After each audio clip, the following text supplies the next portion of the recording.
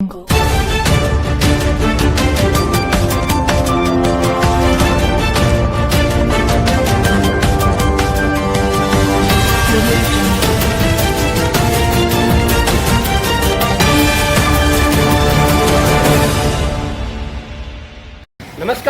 आज हम नाला सोपारा पश्चिम जय विजय नगरी के प्रांगण में उपस्थित हैं।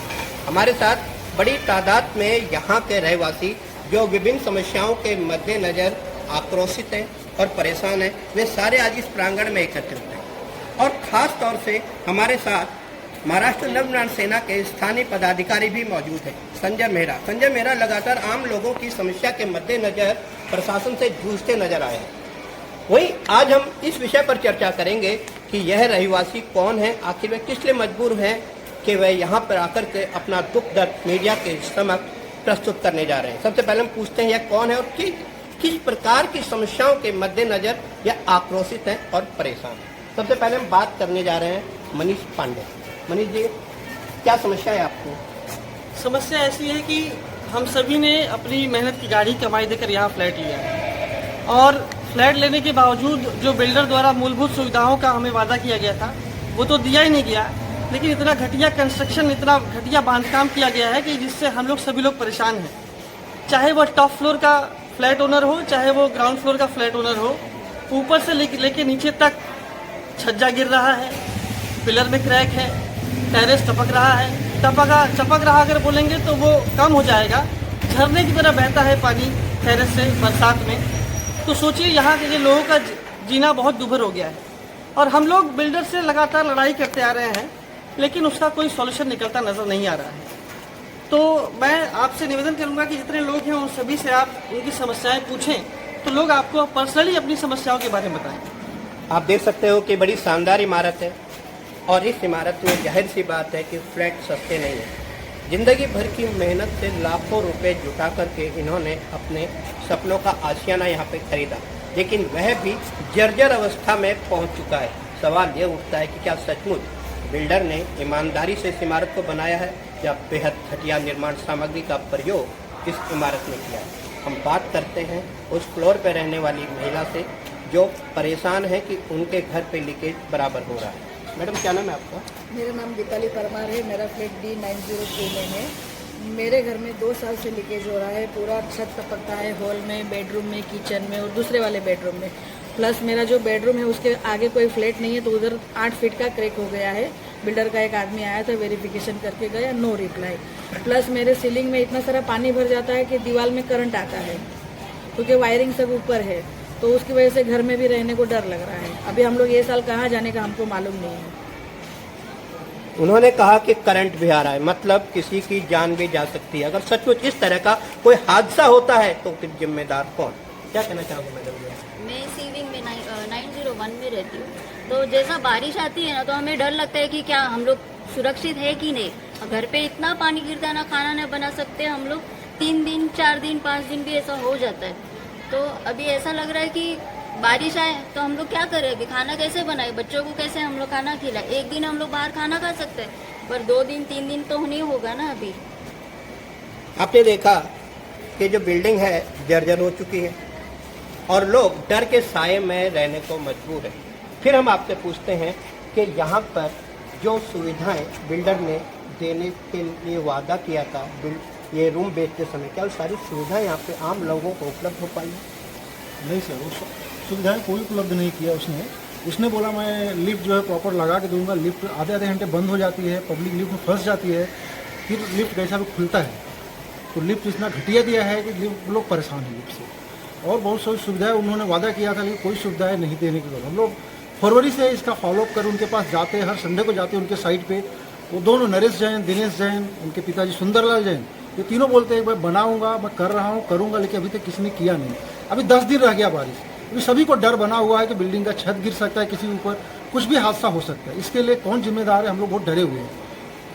क्या इस मामले में किसी राजनीति से जुड़े हुए किसी शख्सियत ने आपकी मदद करने के लिए किसी तरह कोई सार्थक कदम उठाए हैं? सर, हमने सब गए 2 लोग पास, लेकिन कोई मदद हमको मिला नहीं। सिर्फ हमने कल संजय सर के पास गए, बोले सर ऐसी दुख है, हम बहुत तकलीफ में हैं। सर ने बोला ठीक है, हम आपके साथ हैं, हम हरदम आपके साथ हैं, जब भी मुसीबत आप आइए हम आपके साथ खड़े हैं। तो सर ने ये आश्वासन दिया, हम लोग को ये आभास हुआ कि हम लोग अभी कोई है हमारा सहारा यहाँ तक। महाराष्ट्र नवनिर्माण सेना जो बेहद आक्रामक पार्टी मानी जाती है और कहा जाता है कई बार वह अपना काम करवाने के लिए, आम लोगों की मांगे मनवाने के लिए प्रशासन के साथ ज्यादती करती है। शायद इसी सब के चलते आज महाराष्ट्र नवनिर्माण सेना के स्थानीय कार्यकर्ता और पदाधिकारी संजय मेहरा को याद किया गया। वही संजय मेहरा के बारे में हम आपको बता दें कि पिछले कुछ सालों से लगातार उसे प्रशासनिक अधिकारियों के साथ आम लोगों की समस्याओं के मद्देनजर जूझते हुए देखा गया, फाइट करते हुए देखा गया। हालांकि कई बार स्थिति यह भी आई कि इनके ऊपर पुलिस केस होने की नौबत भी आई, किंतु यह स्थिति से उबर आए। वहीं अब देखना यह होगा कि इतनी बड़ी विकराल समस्या, यहाँ पर जो बड़ी तादाद में लोग एकत्रित हैं, उनकी समस्याओं के मद्देनजर संजय मेहरा फिर से आम लोगों की समस्या के मद्देनजर हमारे समक्ष मौजूद है। संजय जी, क्या कहना चाहोगे, किस तरह की यहाँ पे समस्याएं हैं कि जो आम जनता बड़ी उम्मीद से आपके पास आई है, किस तरह से इनकी समस्याओं का निराकरण किया जाएगा? अब कल ही मुझे इनका फ़ोन आया था। व्यक्तिगत तौर पे इन लोगों ने अपनी लड़ाई शुरू तो की है, मगर होता है यहाँ पे क्या सब लोगों को ऐसा लगता है आम आदमी कुछ नहीं कर सकता। तो जितनी कोशिशें इनकी तरफ से होनी चाहिए थी वो सारी हुई है, मगर यहाँ पे आपको पता है बिल्डर के सर पे किसका हाथ होता है और उसको लगता है मैं जो करूँगा वही सब सही है। मगर मैं उनको बता दूँ कि यहाँ पर महाराष्ट्र नवनिर्माण सेना का एक शिलेदार यहाँ पर है जो कि लोगों के लिए हमेशा तत्पर रहता है काम पे। तो मैंने अभी तक आपने जैसा कहा कि लोगों को न्याय देने में कुछ आगे पीछे नहीं किया है, तो अभी इनका विषय आया है तो मैं इतना इन सबको बोल देता हूं कि आने वाले 15 दिन में आपके जितने भी सवाल हैं उनके जवाब उस बिल्डर से मैं यकीनन लूँगा। जितने भी आपकी सेवाएं वो देना बाकी है वो सारी आने वाले 15 दिन में मैं करवा के लूँगा। इसकी मैं जवाबदारी लेता हूँ पूरी तरह से। और ये जो भी बिल्डर है वो चाहे कोई भी रहने दो, नाम तो सुना था मैंने, मगर आज इनकी जो भी समस्या है ना उसके लिए मैं इनके साथ हमेशा खड़ा रहूँगा। जब तक ये लड़ना चाहेंगे इनके साथ मैं लड़ूंगा। और मैं इनको भी ये कहना चाहूँगा, वसई विरार नाला सोपारा में अगर आपको रहना है या जिंदा रहना है तो दो चीज़ें एक साथ नहीं होगी, या तो आपको करना होगा या तो डरना होगा। और मेरे साथ अगर काम करना है तो आपको निडर होकर काम करना होगा। और मैं आपको मेरी पार्टी के तौर पे ये जरूर जबान देता हूँ कि आपका आने वाले 15 दिन में जो भी काम रुका है वो सारा मैं पूरा करके दूँगा। जिस तरह से महाराष्ट्र नवनिर्माण सेना जानी जाती है आक्रामकता के लिए, या तो लड़ना होगा, नहीं लड़ोगे तो मरना होगा, यह संदेश इन्होंने दिया यहाँ पे आम जनता। और फिर आपसे पूछना चाहूँगा कि इसके अंदर क्या सचमुच जो बिल्डर है वो कोई सार्थक कदम नहीं उठा रहा, या इसके अंदर कुछ और ऐसी समस्याएं हैं जिसके चलते लोगों की समस्याओं का निराकरण नहीं हो पा रहा है? ये बिल्डर बेहद लापरवाह है और उसके साथ साथ यहाँ का जो प्रशासन है उससे पूरी तरह वो पोषित किया जा रहा है और पूरे भ्रष्टाचार में उसका साथ दिया जा रहा है। यहाँ तक कि मैं आपको दिखाऊं कि हमने 2020 में एक लेटर पुलिस स्टेशन दिया था और सीसी सभी को किया था। इस लेटर का जवाब पुलिस स्टेशन ने महानगर पालिका को दिया है बिल्डर के नाम के साथ कि वो इन पर कार्रवाई करेंगे। 2020 आज 2023 है। 2023 में जब हम पुलिस से बात करते हैं, क्योंकि पुलिस बिल्डर के कहने पे हमें धमकाने के लिए हमारे पास आती है और उनके हवलदार और उनके जो बीट मार्शल है वो बोलते हैं कि हाँ ठीक है, आपको जो करना है करिए, साहब से बात कीजिए, साहब के पास गए कि आपने फॉलोअप किया क्या। मैं यही पूछना चाहता हूँ कि जब एक पीड़ित पुलिस के पास जाता है तो वो फॉलोअप करेगा तभी पुलिस काम करेगी क्या? तो पुलिस ये सवाल हमसे क्यों करती है? पुलिस को ये कहना चाहिए कि हाँ आपने 2020 में कंप्लेन किया था, हमने उस पर यह काम किया। मैं पुलिस से पूछना चाहता हूँ कि इस लेटर पे पुलिस ने 2020 के बाद क्या किया, जबकि इस लेटर में सब कुछ लिखा गया है जो हमारी समस्या है। आज अगर 2020 में पुलिस ने काम किया होता तो शायद हमें ये इकट्ठा कदम नहीं उठाना पड़ता, शायद हमें आज आपके सामने बात नहीं करनी पड़ती, शायद आज हम ये परेशान नहीं होते कि बरसात आ जाएगी और छत गिर जाएगा तो 9वीं फ्लोर वाले 8वीं फ्लोर वाले जाएंगे कहाँ, और जिस बिल्डिंग की छत गिर जाएगी उस बिल्डिंग का वैल्यू क्या रहेगा। आज इस बिल्डिंग के पास न ओसी है न इसके पास रास्ते हैं, पानी हम लड़ के बिल्डर से पानी की व्यवस्था कर पाए हैं। PVCMC का पानी अब आना शुरू हुआ है, उसका भी पैसा हम भर रहे हैं, घर पट्टी लड़ के लगवाया है। जब हमें यहाँ 35-40 लाख रुपया देकर लड़ना ही था तो हम कहीं और फ्लैट लेते। ये सारी जिम्मेदारी यहाँ के प्रशासन की भी है, पुलिस की भी है। पुलिस अगर बिल्डर के कहने पे हमारे पास आती है तो हमारे कहने पे भी बिल्डर के पास जाए। और हमने 2020 में जब लेटर दिया तो आज 2023 है, 3 साल में कोई काम नहीं हुआ। पॉलिटिकल पक्ष की बात करें तो पहला ऐसा पॉलिटिकल पक्ष है जो हमारे साथ खड़ा है। ऐसा नहीं कि इस बिल्डिंग में रहने वाले किसी न किसी पॉलिटिकल पक्ष से ताल्लुक नहीं रखते हों, रखते हैं, लेकिन उसके बाद भी अगर कोई पॉलिटिकल पक्ष आज हमारे साथ खड़ा हुआ है तो पहला पॉलिटिकल पक्ष हमारे साथ खड़ा हुआ है। मैं आभार मानना चाहूँगा संजय भाई का कि एक फ़ोन करने पे उन्होंने पुलिस से बात की, हमारे साथ खड़े हुए, और ये सारे रहवासी आज अगर यहाँ खड़े हुए तो एक ही आस में खड़े हुए हैं कि आज इकट्ठा होने के बाद हमारा काम होगा, क्योंकि बरसात आने को ज़्यादा समय नहीं है।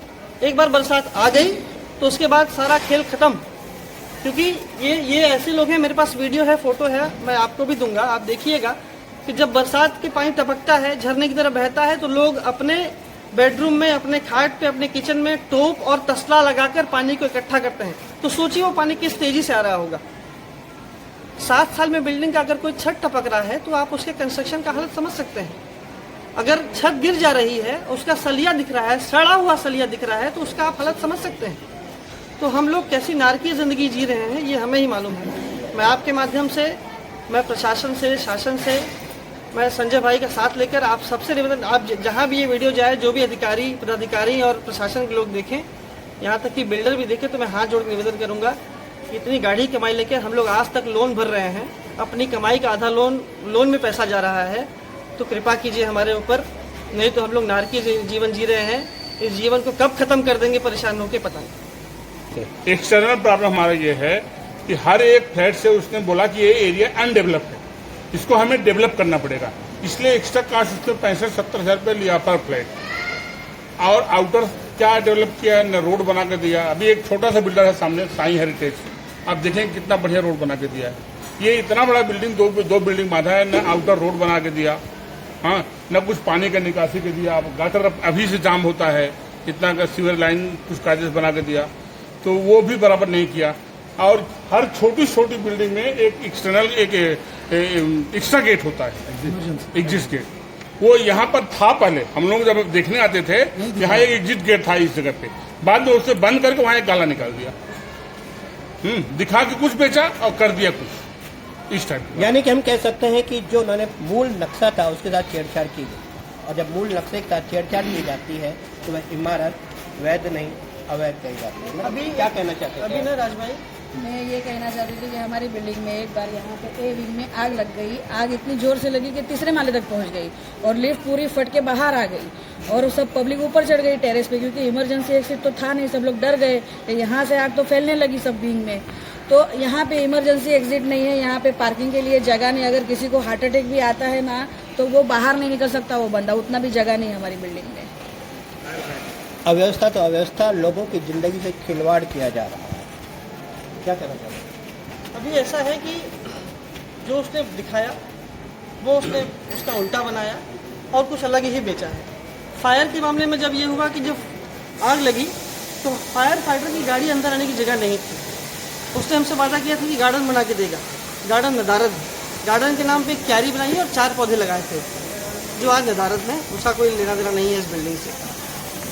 इमरजेंसी एग्जिट की बात अगर मुझसे करते हैं तो वो बोलता है कि ऐसा स्ट्रक्चर में कोई इमरजेंसी एग्जिट है ही नहीं। और जब हमसे फायर की बात करते हैं तो वो बोलता है कि ये तो आपका काम है, आप यहाँ रह रहे हैं। एक बहुत बड़ा बात अगर आप सुनेंगे तो आपको हंसी आएगी। उसके पिताजी सुंदरलाल जैन जी कहते हैं कि जिस दिन आप फ्लैट लिए उस दिन से आपको हर साल अपने फ्लैट का 4% रुपया पर्सनली खर्चा करना चाहिए अपने फ्लैट पे। जब आप 4% खर्चा करेंगे तो जाके आपका फ्लैट सुंदर बना रहेगा। अगर सब लोग मिलकर खर्चा करें तो हमारी बिल्डिंग सुंदर बनी रहेगी। इसका मतलब वो सारी जिम्मेदारियों से पल्ला झाड़ रहा है। उसका डायरेक्ट यही कहना है कि अब हमारा काम हो गया, हमने जो घटिया वधिया बना के दिया वो दिया आपको, अब इसमें आपको रहना, ये आपकी जिम्मेदारी, आप संभालिए। हम जाके सर पटक के मर गए हैं लेकिन उस पर कोई असर नहीं। सुरक्षा व्यवस्था के कोई उपाय यहाँ पे नहीं किए गए हैं। एम्बुलेंस यहाँ पे प्रवेश नहीं कर सकती है, एग्जिट रास्ते को बंद कर दिया गया है। इन सारी व्यवस्था के चलते क्या प्रशासन इस बिल्डर पर MRTP के तहत मामला दर्ज करवा पाएंगे? ऐसी स्थिति में सवाल ये उठता है कि बहुजन विकास आघाड़ी जो यहाँ की सत्ताधारी पार्टी है, शक्तिशाली पार्टी है, उनकी नाक के नीचे इतनी बड़ी इमारत बन गई। वह इमारत लीगली और इलीगली दोनों के बीच में है। कहने को तो यह लीगली बिल्डिंग है, लेकिन जो परिस्थितियाँ सामने आ रही हैं वह स्पष्ट तौर से संकेत करती हैं कि यह बिल्डिंग इलीगल है, जिसके पास OC नहीं है, पार्क नहीं है, पार्किंग की जगह भी पूरी तरह नहीं है। अभी यह भी जानकारी मिली थी कि पार्किंग की जगह को बेचा जा रहा है। तमाम तरह की जो असुविधाएं हैं, ये असुविधाएं सीधे तौर पर इशारा करती हैं कि कहीं ना कहीं बहुत बड़ा घोटाला हो रहा है और प्रशासन इस सारी समस्याओं के मद्देनज़र आंखें बंद करके बैठा है। वहीं अब सवाल ये भी है कि हमारी इस खबर के बाद क्या सचमुच प्रशासन इस विषय पर कोई सार्थक कदम उठाएगा।